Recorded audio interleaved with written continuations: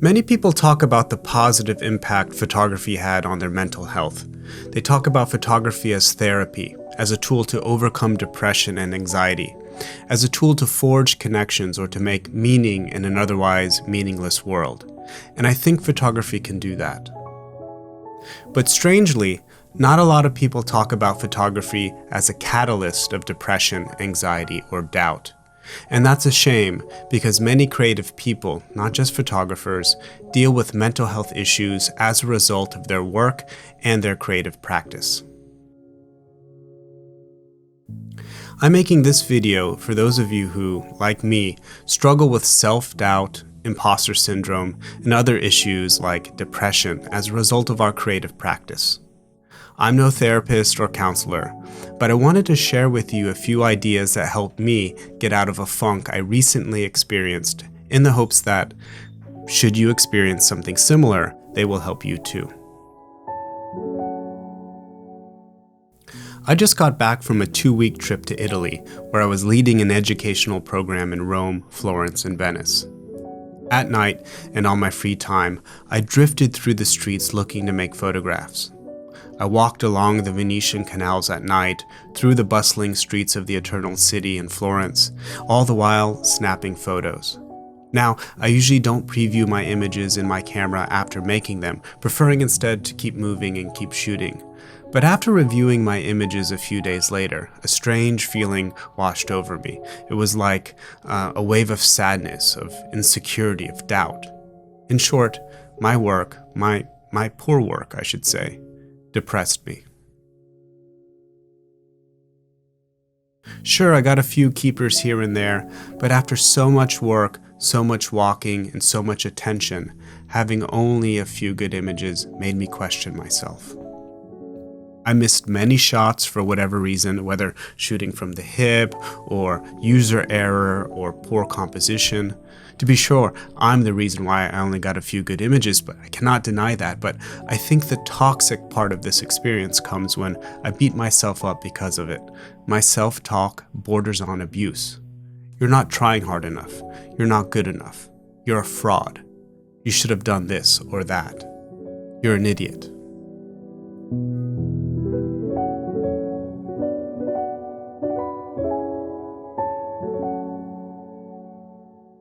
But on my last day in Rome, I visited the Museum of Rome in a neighborhood called Trastevere, where I saw the photographs of a photographer named Peggy Kleiber. Now, Kleiber was a Swiss photographer. She wasn't a pro, but she took a lot of photos.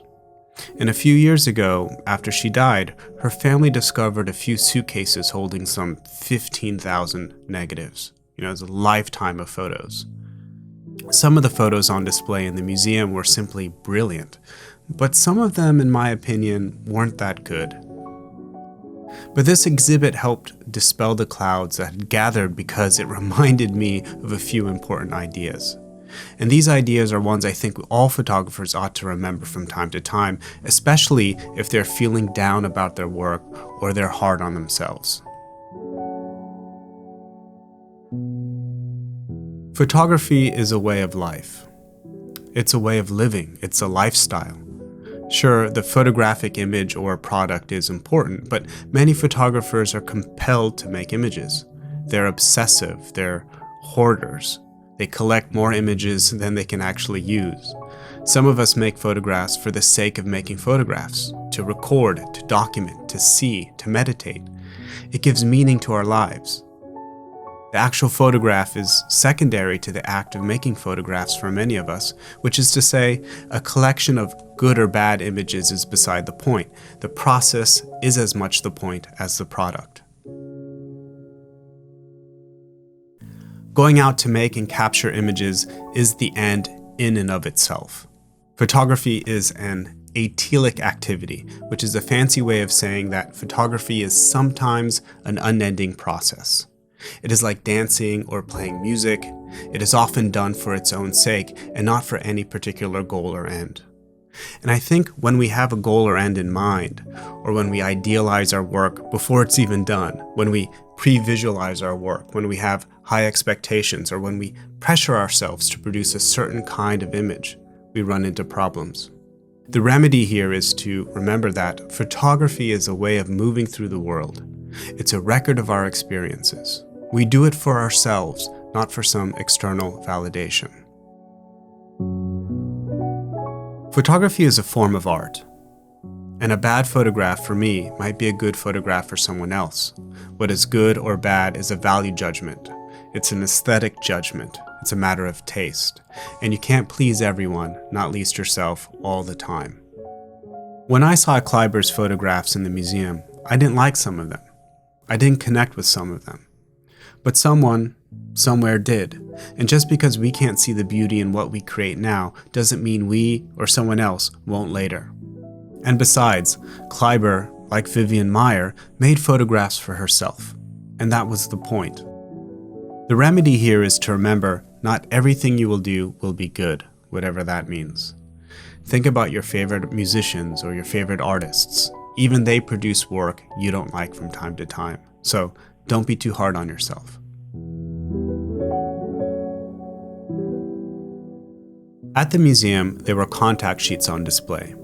Now, if you've never seen a contact sheet or don't know what one is, back in the day, film photographers used to lay their negatives on a sheet of photosensitive paper and expose it. That's why it's called a contact sheet, because the negatives make contact with the paper itself.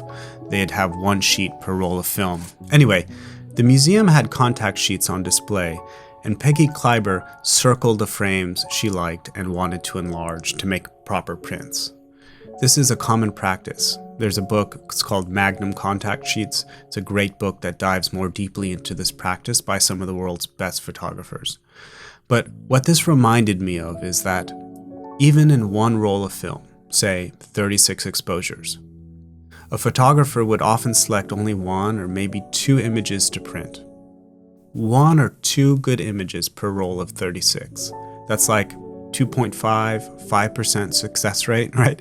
The iconic photographers, the masters, the ones we study and look up to and read about and admire, the ones shown in museums, they were happy with only 2.5% of their images. You do the math. One could argue that they found around 97% of their work not good enough.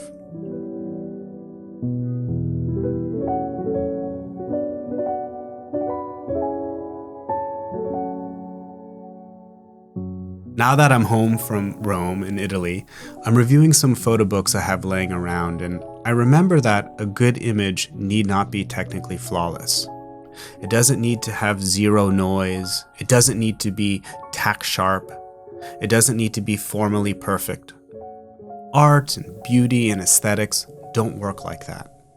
And I know you all are getting bombarded with advertisements for denoising apps and videos about pupil sharpness and autofocus capabilities, but they're in the business of convincing you that noise and blur are inherent problems to overcome in photography, which of course is a lie. They invent problems to sell you solutions. It's all marketing. Just look at the photography of Sergio Lorraine or more recently Kit Young, and you'll find poetry in photography that is technically flawed, according to what we're told and sold online. In Italy, I was unhappy with some of my own shots because they were poorly composed, because I missed shots, and I missed focus. But that's okay, because not only is failing a part of our experience and a part of our learning, but it's also okay because sometimes we can find beauty in it all. The main point is, photography is an expression, it's a language, and not every expression or language needs to be clear, direct, articulate. Sometimes expressions and words that are most interesting are the ones that are suggestive or ambiguous. Sometimes language that is vague or unclear is the most beautiful and meaningful.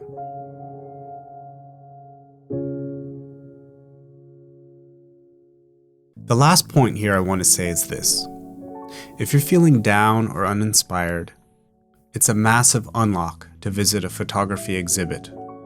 If you have access to one nearby, go look at some photography on the wall. So I hope these reminders will help you overcome your own self-doubts in your own photography and your own photographic practice. But I want to know, leave me a note in the comments below. How do you deal with your own mental health struggles in your practice? If you're in a creative rut or you're feeling down on your work, keep these remedies in mind, or reach out to a friend or speak to a counselor. There's no shame in that. So, see you next time.